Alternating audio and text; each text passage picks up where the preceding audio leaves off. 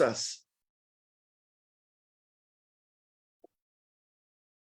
pandangan yang mengatakan dalam salat jangan baca surat Tabbat Yada Abi Lahab.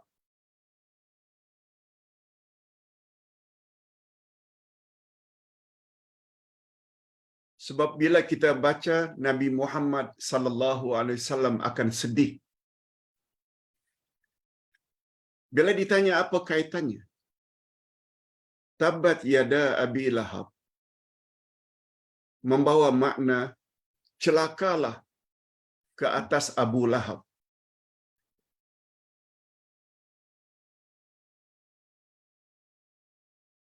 Tabbat Yada Abi Lahab wa tab. Ma aghna anhu maluhu wa ma kasab. Sayasla naran dzata lahab. Celakalah ke atas Abu Lahab.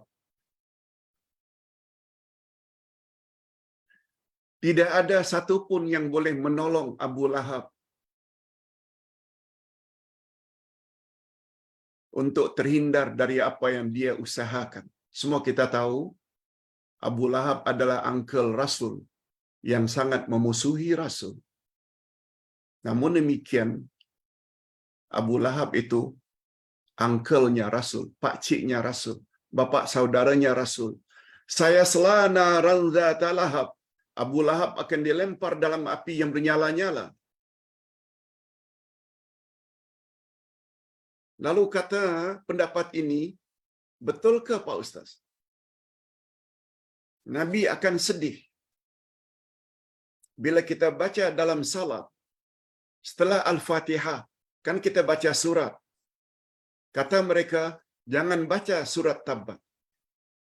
Nanti Nabi sedih. Hadirin dan hadirat, pandangan itu tidak betul.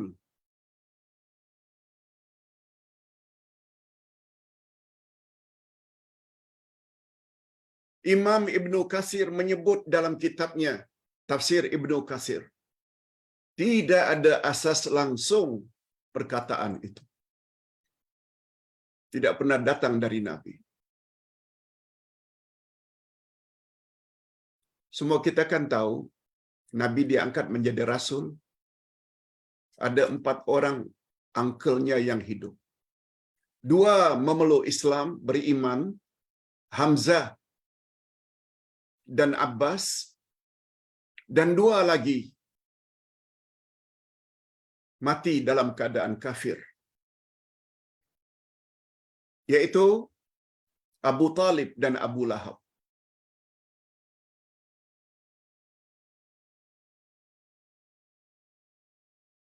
Namun demikian,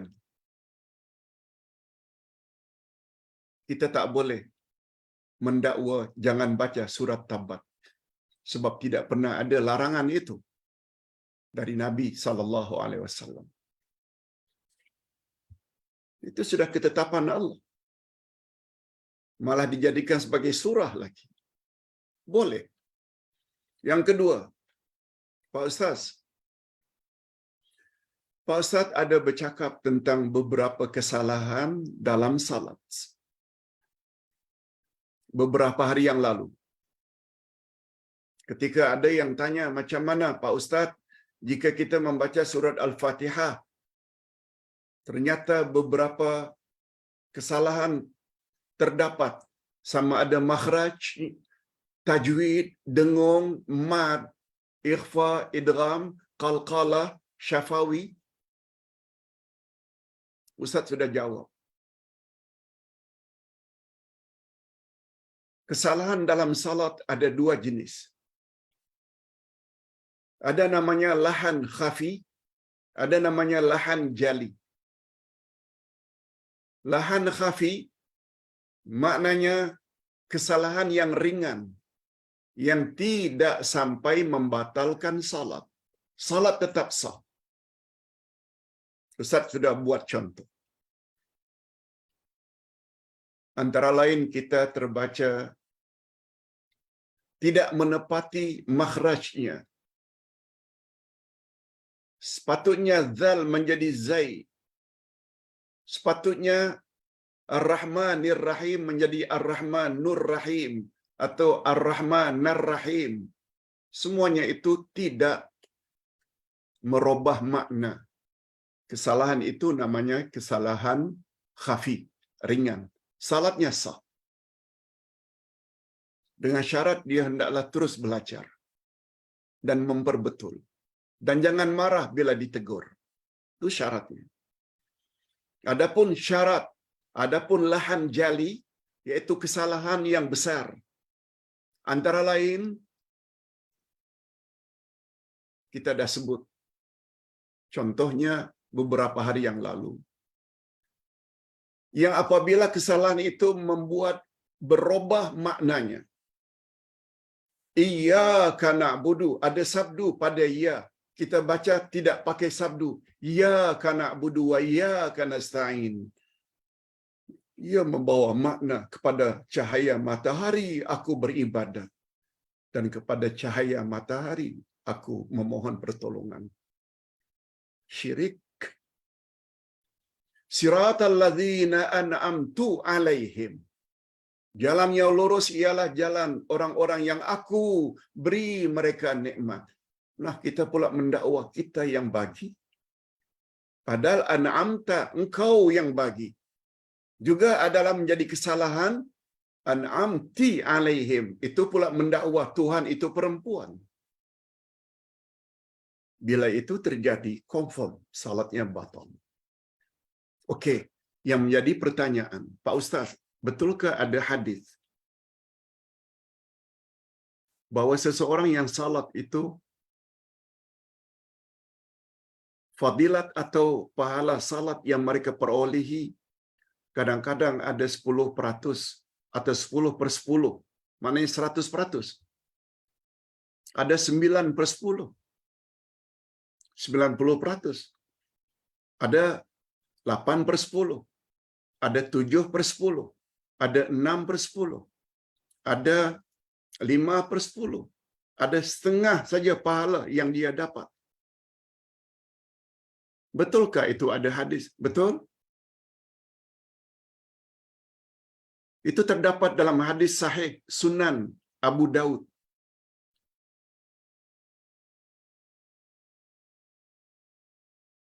Dengan nombor 789. 789 Sunan Abu Daud menyebut perkara itu. Ini diperkuatkan lagi.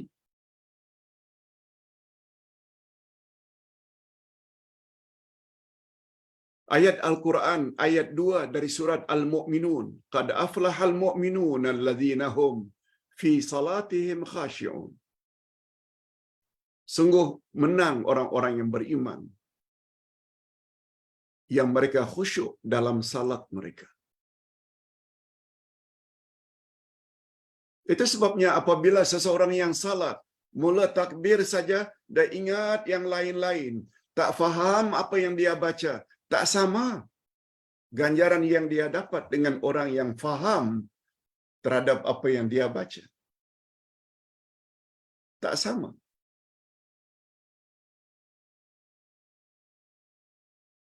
Orang yang apabila dalam rukuk membaca Subhana Rabbiyal Azimi wa bihamdi 3 kali. Ada yang baca hanya sekali. Mana pula sama?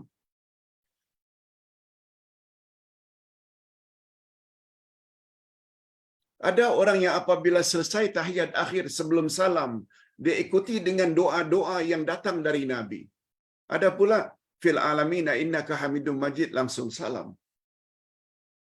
Itu maksudnya. Orang yang salat itu mendapat pahala berbeza-beza. Ada 10/10, maknanya 100%. Ada yang 90%, ada 70%, ada hanya dapat 50%. Dia ada kaitannya dengan khusyuk. Tumakninah. Bacaan-bacaannya fasih atau tidak fasih. Malah ada kemungkinan terbatal apabila bacaannya tadi menyangkut lahan jali, yaitu kesalahan yang nyata. Ini belum lagi kita bercakap Salat sendirian ke atau salat berjamaah? Nabi sallallahu alaihi wasallam bersabda, "Salatul jamaah afdal min salatil fardhi bi 27 darajah." Hadis sahih. Salat berjamaah lebih afdal dari salat sendiri-sendiri. 27 derajat. Ini belum lagi kita bercakap jemaah pada saf yang pertama tak sama pahala yang dia dapat dengan orang yang berada pada saf yang terakhir. Jangankan terakhir, saf yang pertama dengan saf yang kedua pun berbeza. Rasul bersabda, "Innallaha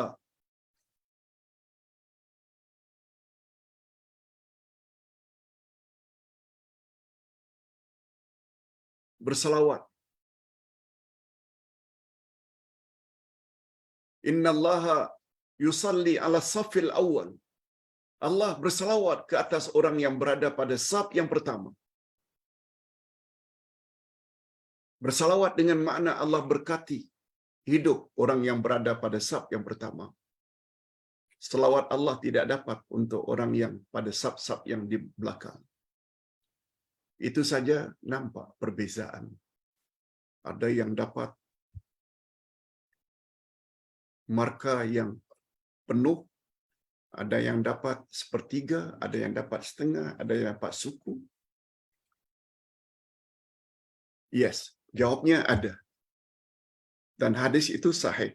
Sunan Abu Daud. Dan terakhir, Pak Ustaz, ada satu ustaz, kepada ustaz dikirim, ustaz tersebut bercakap,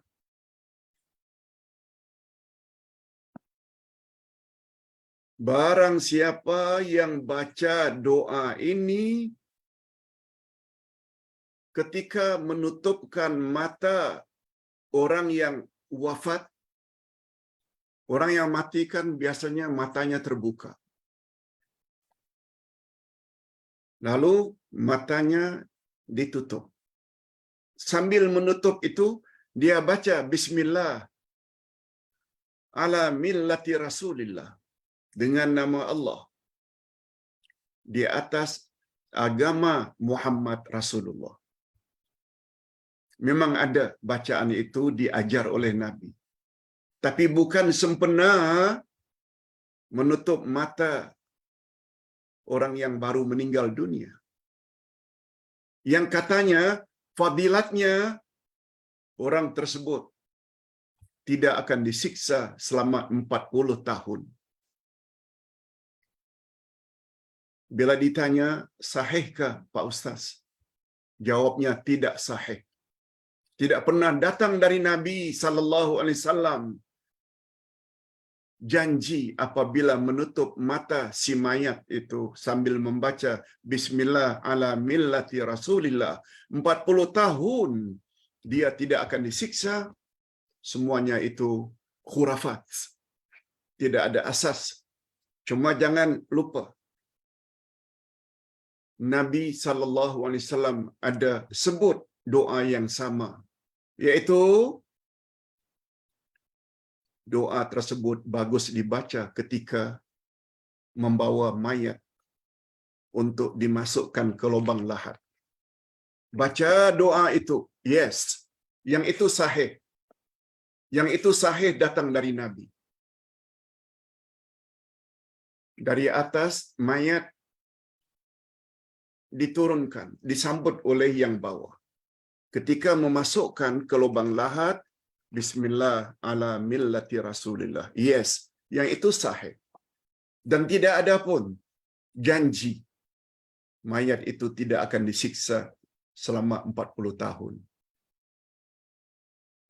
Kita heran, mengapa ada orang yang begitu berani menyebut fadilat-fadilat. Padahal fadilat ini menyangkut perkara gaib. Perkara gaib tidak ada yang tahu kecuali Allah dan Rasulullah sallallahu alaihi wasallam. Ini hadis pun tak ada, apalagi ayat Quran. Na'udzubillahi min dzalik. Terima kasih kepada yang bertanya. Mudah-mudahan dapat manfaat bagi pendengar. Kita akhiri